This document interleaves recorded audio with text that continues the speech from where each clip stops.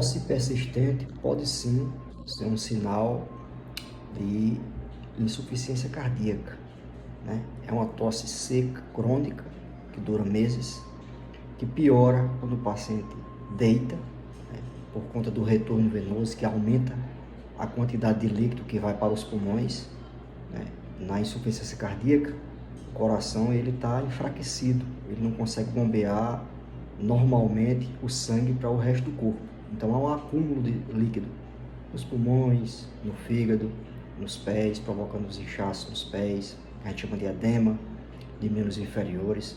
Mas geralmente esses sintomas são acompanhados de outros sinais, né? Cansaço. Esse cansaço vai aumentando progressivamente com o tempo, né? Dos pequenos, médios, dos grandes, médios aos pequenos esforços, até o paciente cansar em repouso. Por exemplo, ele levanta muitas vezes à noite, né? Com o fôlego curto, com o fôlego faltando por conta do coração dele que está fraco, né? Dilatado, crescido.